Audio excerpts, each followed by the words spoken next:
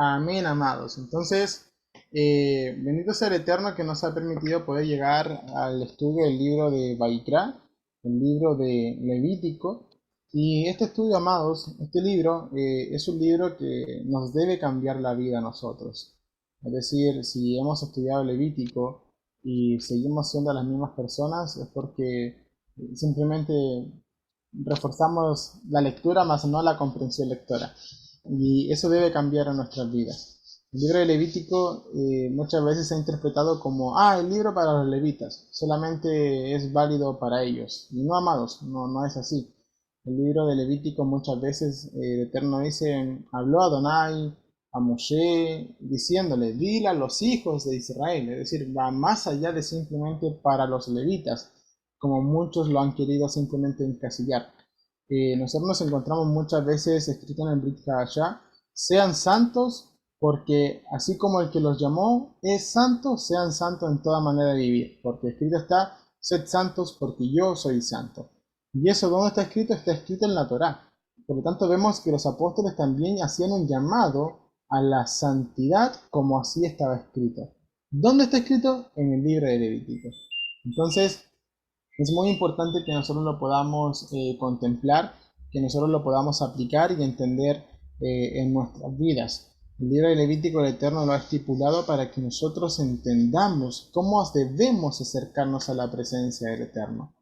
Ya lo decíamos días atrás, que mucha gente en medio de sus oraciones, de sus cánticos, piden que el Eterno mande fuego. Realmente quieren eso. Están a un nivel de santidad tan alto que pueden compartir, habitar con el fuego santo del Eterno. Y si no es así, serán consumidos, serán convertidos en cenizas, ¿verdad?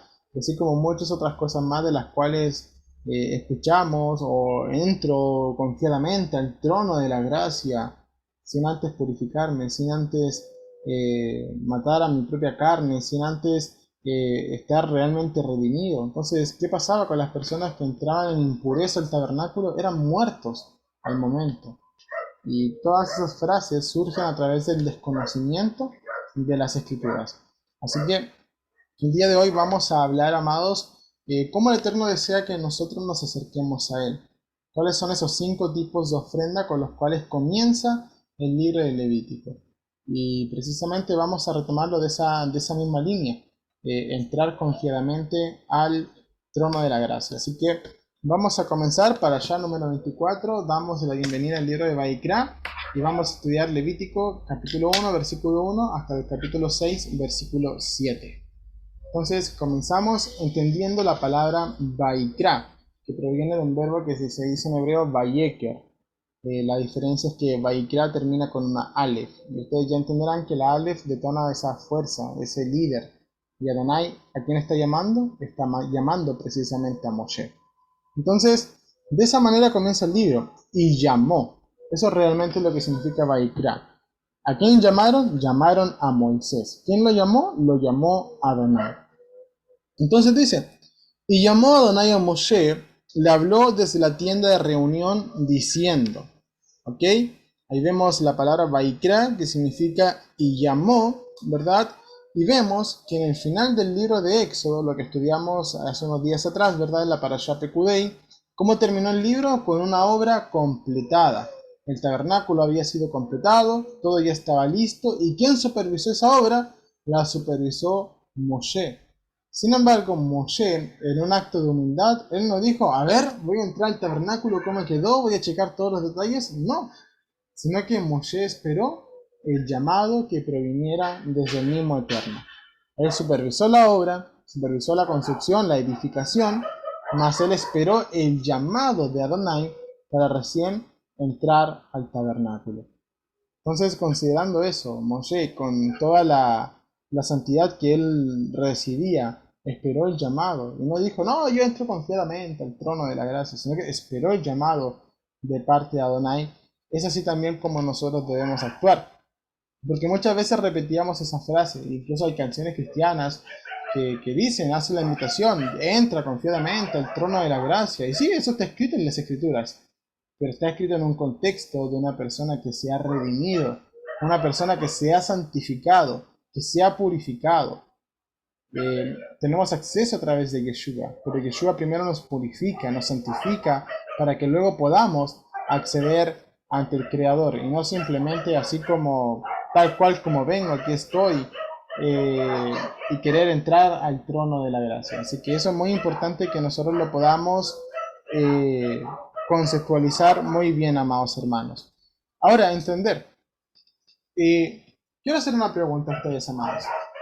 Ustedes anhelan entrar al trono de la gracia. Yo al menos sí lo anhelo. Sí anhelo entrar al trono de la gracia a través de Yeshua. Yo me imagino que todos los que estamos acá también anhelamos, ¿verdad? Entrar al trono de la gracia, habitar en el lugar santo, en el lugar santísimo a través de Yeshua. Yo creo que eso es algo en lo cual todos podemos estar completamente de acuerdo, ¿verdad? Amén. Amén. Amén. Amén. Amén. Amén, amén. Amén. Amén. Pero cuando nosotros nos damos cuenta de que sí, Adonai llamó a Moshe desde la tienda del tabernáculo, pero ¿para qué lo llamó? ¿Para qué Adonai llamó a Moshe? Adonai lo llamó para darle más instrucciones para el pueblo. Entonces, si realmente nosotros queremos entrar al trono de la gracia, tenemos que saber de que desde allí el Eterno se comunicaba con Moisés para darle más instrucciones. Entonces, muchas veces la gente quiere entrar al trono de la gracia, pero no quiere cumplir ningún mandamiento de la Torá. O incluso dicen, no, la Torá ya está abolida, la Torá ya no existe más, ¿verdad? Sin embargo, ¿para qué es ese lugar? Para recibir instrucciones y para llevar a cabo las instrucciones que Adonai nos puede dar. Hebreos 4:16 dice, acerquémonos pues con confianza al trono de la gracia para que obtengamos misericordia y hallemos gracia para el oportuno socorro. Entonces, de esto se trata el libro de Vaikra. Nuestro Padre nos está enseñando a acercarnos a Él, pero por medio de sus instrucciones para nuestro propio bien. ¿Ok? Entonces, este es el primer versículo de Vaikra que Adonai está llamando a que nos acerquemos a Él, ¿verdad? Tiene que ver de qué manera poder acercarnos. Y la única forma en que nosotros podamos acercarnos al Eterno es por medio de un sacrificio. Dice aquí donde se comienzan a describir 5 tipos de ofrendas, 5 tipos de holocaustos, que eran la Olá, la Minjá, la Shelamim, la Hatat y la Sham. Y esa va a ser la clase del día de hoy, que nosotros podamos entender qué significan cada una de estas ofrendas y que el plan a través de esas ofrendas es que te puedas acercar al Eterno. ¿Por qué? Porque muchas veces pecamos de manera inadvertida, oh, no sabía que esto era pecado y pequé, y el Eterno dice, ok, pecaste, pero esta es la ruta para que tú puedas restablecer ese daño, para que puedas restablecer esa falta que cometiste y te puedas volver a acercar a mí. Porque el problema, amados, está en que cuando nosotros pecamos y fallamos al Eterno, tendemos a escondernos, tendemos a ocultarnos, a alejarnos de su presencia. Eso es lo natural en el ser humano. Cuando Adán y Eva pecaron, ¿qué es lo que hicieron? Se fueron a esconder y quisieron cubrir su pecado con sus propios medios. Hojas de higuera se pusieron. Mientras que el Eterno dijo, no, así no es. Si hay pecado, tiene que haber muerte. Y ocurrió el primer sacrificio y les dio las pieles para que con esas pieles de ese animal pudieran cubrirse. ¿Pero a dónde fueron echados? Fuera del jardín. Acá pasa lo mismo. Muchas veces nos encontramos sacrificios en los cuales el Eterno dice que el animal tiene que ser desollado, tienen que sacarle la piel, y la piel se va hacia afuera del tabernáculo, hacia afuera del campamento de Israel. Entonces, eso es muy importante también, amados. Nosotros hoy día de hoy sabemos de que muchas veces cometeremos faltas, nos equivocaremos, vamos a pecar por hierro, es decir, no porque tengamos un corazón rebelde, sino porque tenemos nuestra naturaleza caída con la cual lidiamos. Tenemos muchas veces el desconocimiento de que algunas cosas son pecados y las pasamos a hacer igual. Entonces, pecado es pecado. ¿Pecaste por ignorancia? Sí, está bien, pero es pecado al fin y al cabo. Y ahora tienes que rectificar ese pecado. Y eso es lo que el Eterno está enseñando. Que nosotros rectifiquemos nuestro caminar para que podamos seguirnos acercando a Él y no tengamos que ser echados afuera. Entonces, vamos a ver el primero, la ofrenda de vacuno. ¿Verdad? La Olá, que podía dividirse entre lo que era la ofrenda de vacuno y lo que era la ofrenda de ovejuno. ¿Ok? Así que dice así, habla a los hijos de Israel y diles, cuando alguno de vosotros traiga una ofrenda a Adonai, ofreceréis vuestra víctima de animales del ganado o del rebaño, o sea, del rebaño menor, refiriéndose a las cabras, a las ovejas. Entonces, la palabra que se utiliza para ofrenda es la palabra corbán. Y la palabra corbán, amados, significa algo acercado al altar. Es decir, es un ascenso, es un acercamiento hacia nuestro Creador. ¿Okay? Eso es lo que Adonai espera por medio de las ofrendas, que nosotros nos podamos acercarnos a Él. Entonces, ¿cuáles son las generalidades de estas ofrendas? Yo acá no puse los versículos porque tendríamos mucha lectura y preferí enumerar, ¿verdad?, cuál sería el protocolo de llevar a cabo esta ofrenda. Primero, tiene que ser un macho sin defecto.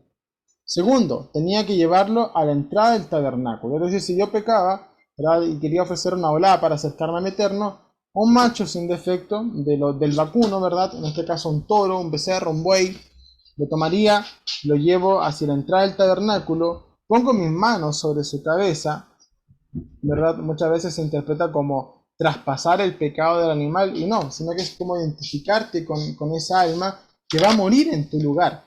Entonces se colocaba las manos sobre la cabeza del animal y el animal tenía que ser degollado. Y esto tiene que ver mucho con los animales kosher, los animales que son aptos, que solamente tienen la arteria carótida, ¿verdad? Entonces al ser degollados ya no les llega sangre hacia el cerebro y mueren de una forma apta o de una forma kosher, mientras que los animales inmundos tienen una arteria vertebral que esa les sigue nutriendo el cerebro cuando ya han sido degollados, entonces sufren todavía muchísimo más. Dice, los hijos de Aarón rociarán la sangre de ese animal alrededor del altar. Se desollará la víctima y partirá en trozos. Se hará fuego y acomodarán la leña sobre el altar los hijos de Aarón. Pondrán los trozos, cabeza y grasa sobre el altar.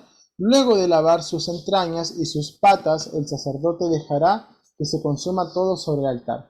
Será una olá, es decir, una ofrenda encendida, elevada, que apacigua a Adonai. ¿Okay? Y este protocolo de la ofrenda, amados, nos va a servir de muchísimo, sobre todo porque estamos a semanas de celebrar la fiesta de Bikurim, donde tenemos que presentar nuestras ofrendas, nuestras primicias, nuestras ofrendas de labios, etc. Y muchas veces se toma a la ligera lo que es presentar una ofrenda de labio al Eterno. Ah, una canción, listo, la canto. Ah, un salmo, listo, lo leo. No, miren todo lo que era el protocolo para llevar a cabo una ofrenda de elevación. Entonces, así de mismo también tenemos que pulir nuestras ofrendas de labios, nuestras oraciones. Muchas veces la gente dice, voy a traer una ofrenda de cántico al Eterno y mencionan nombres profanados. Mencionan nombres profanados, lo cual ya no debería ser. Eso ya sería una ofrenda contaminada. Entonces, vamos a darnos cuenta que este conducto regular tiene que ver mucho de cómo nosotros tenemos que acercarnos al Eterno. Vamos a ver que uno de los puntos allí en el punto, por ejemplo, número 6, es que tenía que ser vertida la sangre de la víctima, tenía que ser degollado y tenía que partirse en trozos. Y luego, ¿qué es lo que se haría? Tenía que el animal ser desollado, es decir, tenían que quitarle la piel al animal. Y esto tiene que ver mucho cómo nosotros nos vamos a presentar con el Eterno. Nos vamos a presentar con una apariencia, porque al resto lo podemos engañar con apariencia de piedad, como Pablo le exhortaba a Timoteo. En los postreros tiempos habrán hombres que tendrán apariencia de piedad, pero que negarán toda la eficacia de esto. O sea, hoy día hay muchos que pueden parecer piadosos, y el contexto de esa palabra de piadosos tiene que ver con observantes de la ley, observantes de la Torá, pero que con sus actos van a negar todo eso. Van a negar que lo son. ¿Okay? Por ejemplo, recordemos a los fariseos, a los cuales Yeshua increpó y les dijo, no, ustedes tienen las filacterias largas, hacen rezos públicamente, pero son sepulcros blanqueados. Entonces, cuando tú pecas, cuando tú cometes una falta y te das cuenta y tú dices, yo he pecado, y tú simplemente tienes temor de que una consecuencia venga sobre tu vida, mas no sientes la angustia, la tristeza de que te estás separando del Creador por ese pecado, entonces preocúpate. porque entonces al momento de pecar simplemente tiene remordimiento de conciencia, mas no un arrepentimiento genuino. Al Eterno no le podemos engañar. Este animal tenía que ser desollado. Lo externo tenía que ser quitado para que se viera el interior. Y así mismo como nosotros tenemos que presentarnos delante del Eterno. ¿Ok? Asumo que cometí una falta, asumo que cometí un pecado y me presento así tal cual como estoy, Padre. Pidiéndote perdón, en humillación, en sumisión delante de ti. No quiero alejarme de ti. Me pesa el estar lejos de tu presencia. Me pesa el saber que este pecado que cometo nos separa, porque mientras tú eres santo, yo me vuelvo más inmundo, etcétera. Pero si simplemente tienes temor de que hoy pequé, me va a venir un castigo, me va a venir algo malo sobre mí, ¿verdad? Eso simplemente es remordimiento de conciencia. Y una persona que tiene remordimiento de conciencia volverá a pecar y entrará en ese círculo vicioso, en el cual pecará y se va a hacer el arrepentido y va a elevar una oración, Padre, perdón, me equivoqué, y finalmente va a volver a lo mismo, y va a volver a lo mismo. Porque cuando haga esa oración sin arrepentimiento genuino, va a ser para poder aliviar el peso de su conciencia nada más.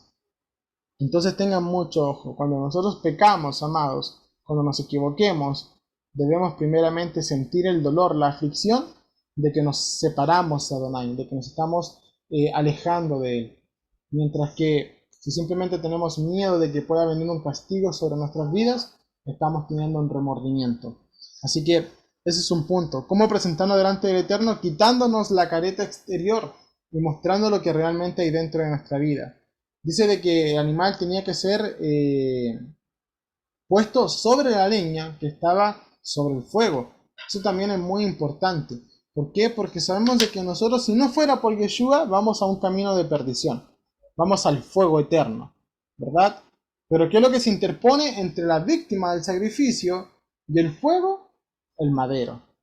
Así tal cual como Yeshua permite que nosotros seamos aceptos como ofrenda para Adonai, pero sobre el madero, no quitando el madero de allí. Nunca se narra un sacrificio donde el animal tenía que ser quemado directo a fuego, sino que es muy detallada la Torá en decir de que se hará fuego, se pondrá la madera sobre el fuego, y sobre esa madera que está sobre el fuego se pondrán las víctimas del holocausto. Entonces lo mismo, nosotros llegamos como ofrendas vivas delante de Adonai, pero solamente a través del madero, a través de Yeshua.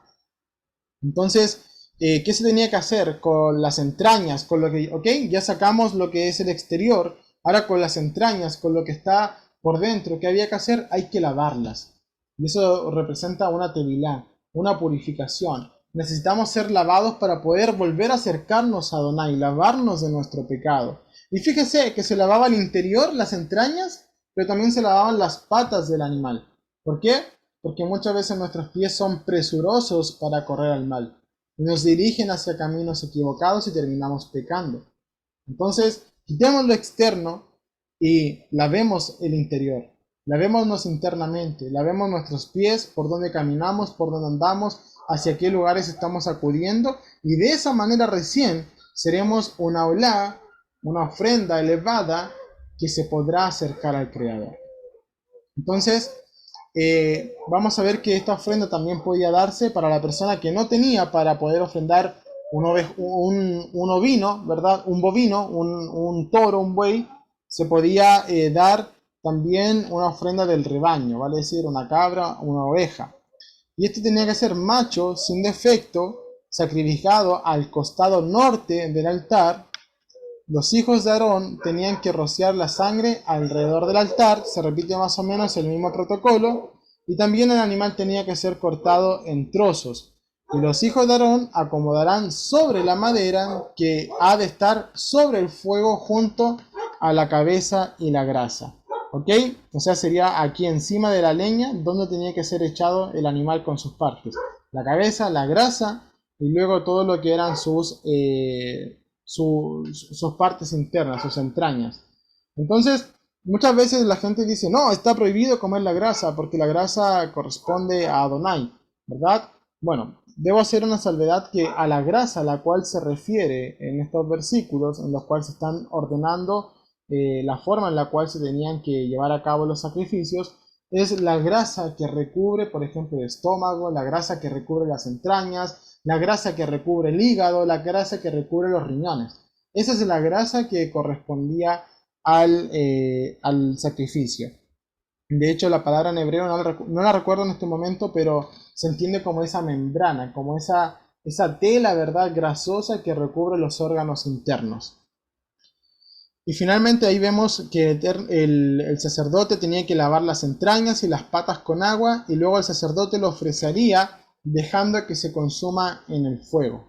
Entonces, eso es lo que el Eterno espera de nosotros, que podamos quitarnos el exterior, presentarnos genuinamente con lo que hay en nuestro interior delante de Él y poder lavarnos, poder redimirnos, y entonces a través de Yeshua, que representa ese madero que está sobre el fuego, que nosotros podamos ser esa ofrenda encendida para el Eterno, ser consumidas totalmente. Entonces, el Padre también nos ha presentado que de las aves también se podía hacer una ofrenda. ¿Ok? Esto es muy importante. ¿Por qué? Porque la persona que no tenía para un novillo va a ofrecer una oveja, va a ofrecer una cabra, ¿verdad? Aquel que no tenía para eso va a ofrecer aves. Entonces, ¿de qué manera se debía llevar a cabo? Podían ser dos tórtolas podían ser tórtolas o palominos. El primer paso para esto es que el sacerdote llevará el ave delante del altar. Con esto nos referimos al altar de sacrificios que estaba en el patio del templo o en el atrio. Entonces el sacerdote lo llevaba hacia allá y con la uña, ¿verdad?, de su dedo le cortaba la cabeza al ave.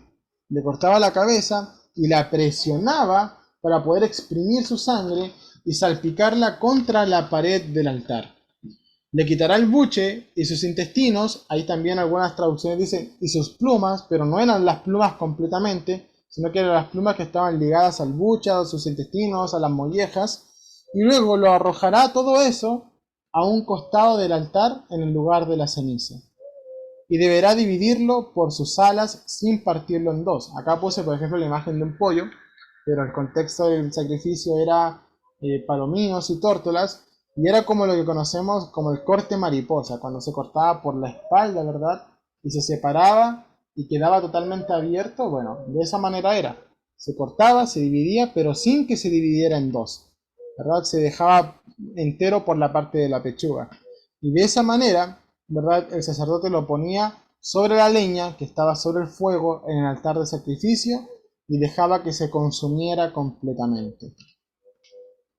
Y vamos a ver de que ya, ok, la persona que no tuvo para poder ofrecer un novillo, y no tuvo tampoco para ofrecer una oveja, y no tuvo tampoco para ofrecer un ave, ¿qué es lo que va a hacer? Va a dar una ofrenda vegetal. Y esta ofrenda vegetal, amados, consistía de lo siguiente. Cuando alguno presente una ofrenda vegetal a Adonai, su ofrenda será de flor de harina. Verterá aceite sobre ella y le pondrá incienso encima. Entonces lo importante de contemplar esto, amados, es que la palabra que allí se tradujo como alguno es la palabra nefesh, que significa alma o criatura que respira. Por lo tanto, el Eterno está entendiendo, ¿verdad?, que aquella persona que no tuvo para dar un novillo, una oveja, tampoco un ave, a través de esa ofrenda está dando toda su alma en retribución al Eterno. Más o menos es eso lo que nosotros vemos con la viuda que solamente pudo dar 2 monedas, y la cual Yeshua dijo, esta ha dado más que todos, porque dio todo lo que tenía, o sea, dio su alma, dio su existencia. ¿Ok? Entonces, ese sí con el Eterno, muchas veces se dice, no, el Eterno no necesita el dinero de nadie, la ofrenda de nadie, ¿verdad?, porque Él es soberano sobre todas las cosas. Pero aquí estamos viendo de que esta persona se entregó completamente. ¿Por qué? Porque dio su alma a través de esa ofrenda vegetal. Entonces, las generalidades que nosotros podemos observar con respecto a esta ofrenda era que se tomaba la flor de harina y se le vertía aceite e incienso. ¿Ok? Eso tenía que ser llevado hacia los hijos de Aarón, y posteriormente uno de los sacerdotes tomaba un puñado quiere decir más o menos como 3 dedos, tomaba de esa mezcla, ¿verdad?, y se le agregaba todo lo que era el incienso, y esa porción se debía quemar en el altar. Y bueno, el restante, lo que haya quedado, era para los hijos de Aarón. Es decir, la harina que había quedado con el aceite era para los hijos de Aarón. Denme un segundito, amados hermanos.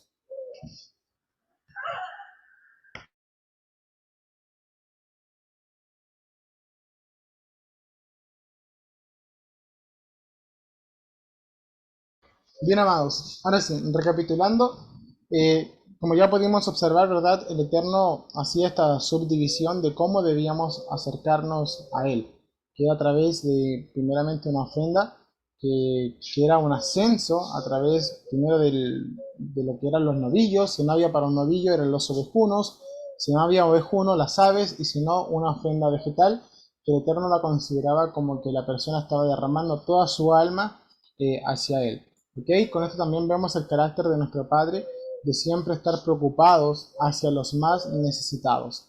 Sin lugar a dudas también, además de lo que era la olá, ¿verdad? Que se puede dividir en esos tres sacrificios de vacuno, ovejas y también de aves, podemos encontrar, amados, lo que era la minjá, que era la ofrenda de vegetal o la ofrenda de cereal, que la veíamos a través de la harina con el aceite. Y también encontramos ahora lo que es la shelamim. ¿Okay? Ahí ya llevamos dos tipos de ofrendas: la olá, la shelamim, perdón, la minjá. Y ahora vamos a estudiar lo que era la shelamim. Y vamos a ver qué significa su nombre. Shelamim se puede entender como una ofrenda de paz o de paces, ¿verdad? Y la persona debía poner sus manos sobre la cabeza del animal que estaba ofreciendo y sacrificar el animal, que podía ser un bovino, es decir, de las vacas, de los toros; podía ser un ovejuno, y esto tenía que ser sacrificado ante el atrio, es decir, a las puertas del tabernáculo, y todo lo que era la grosura interna de ese animal debía ser ofrecida al momento del sacrificio. Es muy importante, ¿verdad?, que hacíamos salvedad acerca de qué grasa se refiere realmente el Eterno cuando dice que no debemos comer la grasa, no debemos comer la sangre, y hace referencia a esa grasa a la cual se entregaba en el sacrificio, que era la que recubría los órganos internos. Dice en el mismo libro de Levítico 7:25, si alguien come grasa de animales con los que se puede hacer ofrendas encendidas a Adonai, la persona que la coma será cortada de su parentela. Y el versículo 27 exhorta: cualquiera que coma sangre será cortado de su parentela. Es decir, comer esa grasa que recubre los órganos es igual de grave que comer lo que es la sangre. Entonces, la ofrenda de paz, la ofrenda de shelamim, amados hermanos, se puede entender como una ofrenda que se expresa en un momento de gracia, de gozo, de gratitud, de paz, de querer tener comunión con el Eterno. Se expresa como una ofrenda voluntaria para tener comunión con el Creador. Más adelante vamos a ver algunos detalles donde algunas partes del animal se las quedaba el sacerdote, otras partes se las quedaba la persona que lo ofrendaba, etcétera. ¿Por qué? Porque era una comunión total entre Adonai, el que ministra la ofrenda, y la persona que hace también entrega de esta ofrenda voluntaria. Entonces, con esto, amados, también vamos a revisar lo que es la hatat, que es la ofrenda de pecado. Y muchas veces se desvirtúa el término, porque se cree que si la persona pecó por rebeldía, su rebeldía se considera dentro de esta ofrenda de pecado. Y no es así, amados hermanos, así que pongamos muchísima atención. Dice hatat que se expresa como ofrenda de pecado sin intención, por hierro. Es decir, una persona que pecó sin querer, o sin querer queriendo, como dirían algunos, esta persona tenía que presentar una ofrenda de hatat. Y muchos dicen: pero es que lo hice sin querer, no quería hacerlo, no tengo culpa porque lo hice sin intención. Y claro, lo hiciste sin intención, el Eterno comprende muy bien eso, pero pecaste igual. Entonces lo mismo de que, a ver, tira un plato al suelo, se quebró, vuelve a juntar sus partes, ya no se puede, ¿verdad? Entonces hay que restituir esa falta. Dice: si el que peca fuera el sumo sacerdote, ofrecerá un novillo por sacrificio, llevará a cabo el ritual sacrificial y luego tomará sangre del animal y la salpicará contra el pajoret. El pajoret era la tela que dividía el lugar santo con el lugar santísimo, y untará la sangre en los cuernos del altar de incienso, y lo restante lo verterá en el altar de sacrificio. Ofrecerá su grasa, riñones, la grasa sobre los flancos, diafragma, el hígado, pero el cuero y toda su carne y su aparato digestivo, con el excremento en sus intestinos, será sacado fuera del campamento y se quemará donde se dejan las cenizas. ¿Ok? Este es un apunte demasiado importante, amados hermanos, vamos a irlo viendo. Y ahora, la ofrenda de Hatat se podía dar en 4 circunstancias. Primero, si pecaba el sacerdote; segundo, cuando pecaba el pueblo; tercero, cuando pecaba un líder o un rey; y cuarto, cuando pecaba una persona natural. Vamos a profundizar solamente en lo que es cuando pecaba el sacerdote y cuando pecaba el pueblo, para que podamos notar un contraste, que es que si el pueblo pecaba, también tenía que presentar un novillo. ¿Se dan cuenta de ese contraste? Pecaba solamente el sumo sacerdote, tenía que ofrecer un novillo. Pecaba todo el pueblo, también tenía que ofrecer un novillo. Eso nos demuestra que a mayor responsabilidad también tenemos mayores consecuencias, amados. Siempre se exigirá más al que tiene más responsabilidad. Por eso el libro de Santiago dice: no se hagan maestros muchos de ustedes, porque es mayor responsabilidad. Entonces, por ejemplo, entre tanta ley sacrificial, si el sacerdote cometía un error y luego decía: oh, yo me equivoqué, hice mal esto, tenía que ofrecer un sacrificio para restituir esa culpa. Así que vamos a darnos cuenta que dice que cuando pecaba el pueblo, traían un novillo joven; los ancianos de la congregación pondrán sus manos sobre aquel novillo y será degollado delante de Adonai, y se haría el mismo procedimiento que con el novillo anterior, con su sangre, con su grasa y con su cuerpo. Entonces, ¿cuál era ese procedimiento? Que la sangre debía ser tomada y ser salpicada 7 veces, ¿verdad? Así, 7 veces contra el pajoret. Y esto es muy importante, amados, porque cuando entendemos de que Yeshua, ¿verdad?, cumplió con todos los sacrificios, eso va más allá de simplemente una frase. O sea, si usted puede ver la cronología de la muerte de Yeshua, de todo su sufrimiento y todo el simbolismo que hay en cada versículo que habla de cómo Yeshua fue inmolado, es totalmente detallado, amados. ¿Y por qué? Porque él cumplió con muchas cosas de las que están en la Torá. Cumplió con todas las leyes sacrificiales. Entonces, asimismo, su sangre también tuvo que ser salpicada 7 veces. Nosotros vemos de que Yeshua, en el momento de su martirio, derramó 7 veces sangre. Podemos ver que cuando sus manos fueron clavadas, fue una vez que derramó sangre. Cuando sus pies fueron clavados, 2 veces. Cuando le pusieron la corona de espinas, 3 veces. Cuando su costado fue traspasado, 4 veces. Cuando fue latigado, ¿verdad? También, ahí ya van 5 veces. Cuando sudó sangre en Getsemaní, 6 veces. Y 7 con sus golpes y cuando le arrancaron la barba. Entonces, es increíble, amados, cuando nos damos cuenta que Yeshua, con todo, fue cumpliendo detalladamente. ¿Ok? Algunos dicen: no, es que son 8 veces, porque cuando se le hizo la circuncisión también derramó sangre, ¿verdad? Pero estamos hablando acerca del sacrificio en este momento. Entonces es muy importante que podamos ir notando esos contrastes y darnos cuenta de todo ese detalle que tiene la cronología de la muerte de Yeshua. Entonces, ¿qué es lo que pasa? Que si en algo pecamos de manera inadvertida, si en algo pecamos por hierro, sin intención de nuestro corazón, Adonai, ¿qué dice? Que restituyamos esa falta por medio de un sacrificio que apunta totalmente hacia Yeshua. Y en 1 de Juan, capítulo 2, versículo 1, Juan dice: hijitos míos, estas cosas os escribo para que no pequéis. Y si alguno peca, Paracleto, o sea, abogado, tenemos ante el Padre, a Yeshua HaMashiach, el justo. ¿Ok? Eso es muy importante, amados. O sea, muchas veces este versículo se utilizó de que, cuando peques, ve delante de Yeshua y ora y dile que te perdone el Padre, etc. No, amados, imagínense. Si yo, sabiendo de que, no sé, comer cerdo es un pecado, y como cerdo igual, y después voy: ay, Padre, vengo delante de ti en el nombre de Yeshua a pedirte perdón porque comí cerdo, es que olía rico, no me aguanté, etcétera, etcétera. ¿Acaso Yeshua va a abogar por ti delante del Padre? Por supuesto que no. Si Él es la Torá viviente, Él no se puede negar a sí mismo. Entonces, cuando Juan escribe sobre eso, si en algo llegáramos a pecar porque no sabíamos, porque éramos ignorantes, etcétera, entonces abogado tenemos por medio de Yeshua. Pero eso no es una cláusula para el libertinaje.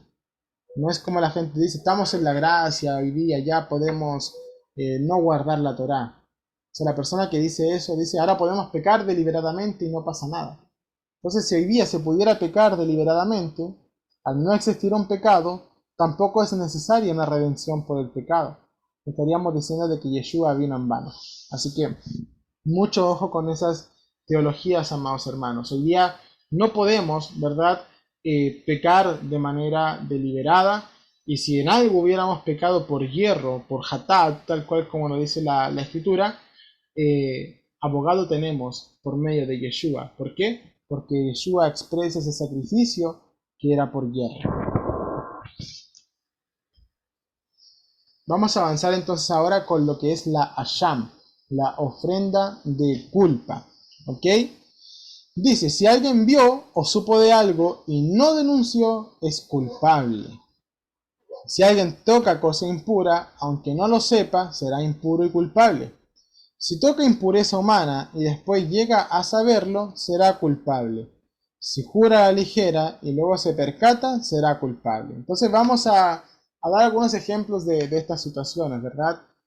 Si alguien vio que, no sé, un hermano te está contando algo, y tú te das cuenta de que ese hermano, en su relato, pecó. Te está contando una situación que vivió y él cometió un pecado. Pero él no se dio cuenta de que pecó. Pero tú sí, y tú guardas silencio, te haces culpable. ¿Ok? Tú lo que debes hacer, mi hermano, en lo que tú me estás diciendo, en lo que tú me estás contando, me doy cuenta de que cometiste este error, porque la palabra dice esto, entonces resuelve tus asuntos con el Eterno. Y entonces eso es lo correcto que deberías hacer. Pero si no lo haces y lo dejas ahí mismo en la culpa, el culpable serías tú, porque no denunciaste esa situación.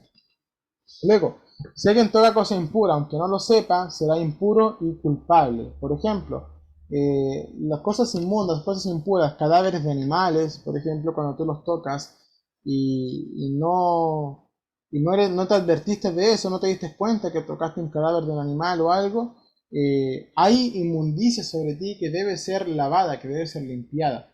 ¿Verdad? Entonces, cuando tú te des cuenta de eso, ahí te haces culpable y tienes que resolver esa situación. Luego dice, si toca impureza humana y después llega a saberlo, será culpable. ¿A qué se refiere con la impureza humana? ¿Verdad? La impureza humana se refiere, por ejemplo, en el caso de los hombres, a la emisión seminal, es decir, cuando el hombre tiene una eyaculación, eso es una impureza humana, y también cuando la mujer está en su estado de nidá, también se considera impureza. ¿Por qué? Porque ha salido vida de sus cuerpos y esa vida murió, ¿verdad? Por ejemplo, cuando el hombre tiene relaciones sexuales con la mujer y bota flujo de semen, todo lo que se pudo haber derramado era una potencial vida que no llegó a ser, por lo tanto se convierte en muerte. Y la muerte es impura y por algo tienes que poder lavar tus cuerpos después de las relaciones sexuales.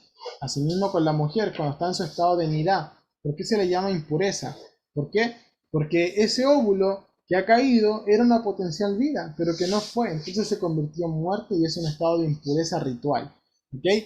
Entonces, ¿qué es lo que pasa? Muchos de nosotros usamos locomoción, por ejemplo, o transporte público, donde en los asientos pueden haber manchas. Hoy día la gente no respeta nada más. Y incluso se dan casos de personas que mantienen relaciones sexuales en lugares públicos, personas que, por ejemplo, pudieron haber estado en su estado de nidad y mancharon algún lugar y nosotros no nos dimos cuenta y estuvimos ahí mismo, tuvimos contacto, entonces nos hacemos culpables. Por eso es necesario que podamos lavarnos antes de cada Shabbat, antes de cada Rosh Hodesh y purificarnos, hacernos esa purificación para presentarnos delante del Eterno. Y si alguien jura a la ligera, por ejemplo, no sé, estás contando algo y alguien no te cree y tú dices, te lo juro que es así, ¿verdad? Ahí estás jurando a la ligera y te haces culpable. Yeshua dijo que tú sí sea sí y tú no sea no. Entonces es muy importante que los podamos ir puntualizando y ver de que en todos estos casos era necesario una ofrenda de culpa. Pero antes de dar la ofrenda de culpa, primero debe confesar su pecado. Y esa es la humildad que el Padre espera de nosotros. Imagínense una persona que fuera rica, que tiene mucho ganado, que tiene mucho animal, y dicen, pequeño, no importa, ahí está la oveja, ahí está la vaca, llevémosla y la sacrificamos. No le va a doler nada.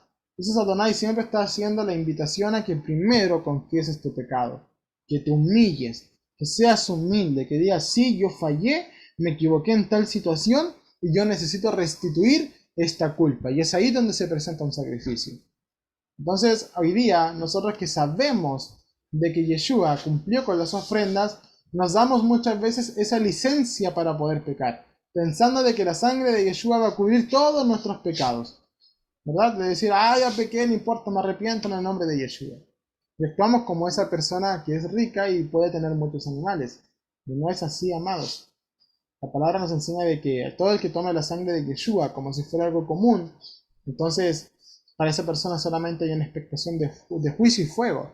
Ya hablábamos en la Parashá Pekudei, que cuando tú te sales de los límites del lugar santo, te sales al patio, y en el patio está cubierto por bronce. Las basas son de bronce, el altar es de bronce, y eso significa que fuera de la santidad solamente hay juicio.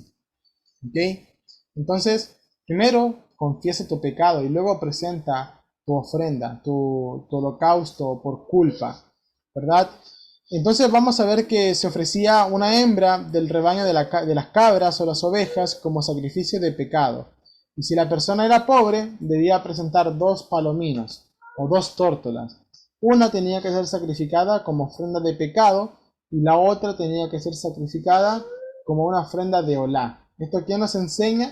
Nos enseña que al momento de que tú haces tu ofrenda por pecado, ahora puedes volver a elevarte y ascender hacia el Eterno. La ofrenda de pecado, una olá que es una ofrenda de ascensión. Entonces, una vez el pecado expiado, te puedes volver a elevar hacia el Creador. Así que eso es muy importante, pero siempre entendiendo que estamos hablando de pecados que se convierten de manera inadvertida y no por propia voluntad. Entonces, el sacrificio de Hashem, de culpa, se puede dividir en 6 tipos. El primero, por expropiación indebida de objetos del santuario. ¿Okay? Si alguien tomaba algo que no sabía que era del santuario, entonces se hace culpable de eso. Por la duda que uno pueda tener si cometió o no una falta que requiera ser subsanada con un sacrificio de hatat, ¿verdad? A eso se le llama la Hashem Talui. El tercero, por negar falsamente bajo juramento una deuda de un tercero. En este caso, si luego reconoce su culpa, debe ofrendar un sacrificio, además de devolver la deuda original más 1/5 de la sanción. ¿Ok? Entonces esa es la manera de poder pedir perdón. Confesar que lo has hecho mal, devolver lo que quitaste y encima restituir otra parte. La Hashem Chifha Harufá, que significa ofrenda a cargo del que cohabitó con una mujer media esclava y media libre. Eso se encuentra en el contexto de Levítico 19:20. La Shan Nasir, la ofrenda a cargo de un nazareno. Recordemos que cuando se hacía el voto de nazariato, ¿qué es lo que se hacía? Se tenía que traer una ofrenda hacia el Eterno, una olá y una asham, o sea, una ofrenda de elevación y una ofrenda de culpa. Y por último, la ofrenda que se llama Ashan Metzorah, que era la ofrenda que tenían que dar los que eran leprosos. O sea, una vez que tú te curabas de la lepra, tenías que dar una ofrenda de culpa también, entre todas las demás. Así que eso es muy importante, amados, que nosotros lo podamos entender. Ustedes lo que tienen que aprender de esta enseñanza, en conclusión de esta clase, es cuáles son los 5 tipos de ofrenda, que son la olá, que son para ascender, para acercarse al Eterno, la minjá, que es una ofrenda vegetal y que se entiende como una donación, la shelamín, que es una ofrenda de paz, y la hatat, que es una ofrenda de pecado. La sham, ¿verdad?, que fue la última que vimos, una ofrenda de culpa que tiene que ver más con el colectivo, que tiene que ver más cuando tú adquieres culpa por responsabilidad de otra persona y todos tienen que expiarla de igual manera. Entonces, amados hermanos, es muy importante que nosotros podamos entender este libro, que podamos profundizar en todas y cada una de las ofrendas para que actuemos propiamente delante del Eterno, para que sepamos cómo acercarnos a Él, para que podamos expiar aquellos pecados que no hemos advertido aún en nosotros. Y ese es el propósito de la Torá, que la Torá te sirva como un espejo, que tú lo tengas frente a ti y puedas verte el rostro, y que puedas decir, sí, hoy día estoy un poco despeinado, hoy día quizás tengo algunas imperfecciones en la cara, y mejorar para que eso se vaya. ¿Ok? La persona que no tiene la Torá nunca podrá reflejarse, nunca podrá verse y nunca podrá saber qué tiene de malo, qué tiene que modificar, qué tiene que cambiar. Y eso a la larga es un acto de soberbia. Entonces, amados, ¿cuál es la invitación que hacemos a día de hoy? Que usted pueda darse cuenta cuáles eran los tipos de ofrenda y de qué manera el Eterno quiere que usted se pueda acercar ante su presencia. ¿Ok? Así que, amados, esta ha sido la Parashá Vayikra. Les invito a que la puedan seguir leyendo, que la puedan seguir meditando y vean lo detallado que eran cada paso de cada ofrenda y que de esta manera podamos entender de qué manera nos debemos acercar al Eterno. Que no se trata de confiadamente ante el trono de la gracia y así nada más entra, no, sino que hay un conducto, hay un protocolo. Imagínense, mucha gente a día de hoy ni siquiera guarda Torah y simplemente dicen, no, anoche estuve en la presencia del Eterno. ¿De verdad estuviste allí y no fuiste consumido sin haber estado purificado antes? Entonces eso nos ayudará a poder entender y poder discernir entre personas. Muchas personas hacen teatro, hacen pantomima a la hora de querer manifestar de que el poder del Eterno, que la unción del Eterno está en su vida, cuando ni siquiera se han purificado. Entonces esos espíritus hay que descartarlos, hermanos. La palabra nos enseña que probemos los espíritus, que no creamos a toda cosa. Así que eso es muy importante y el libro de Levítico les va a servir para abrir los ojos a esa realidad y que veamos de que con el Eterno no se juega, con el Eterno no se juega y que Él marca la pauta de cómo debemos acercarnos a Él. Entonces muchas veces creemos que nos estamos acercando, pero si no lo hacemos conforme a la pauta del Eterno, nos estamos mintiendo a nosotros mismos. Así que, amados, esta ha sido la Parashá Vayikra, y sea bendecido el Eterno, sea exaltado su nombre siempre. En el nombre de Yeshua. Amén.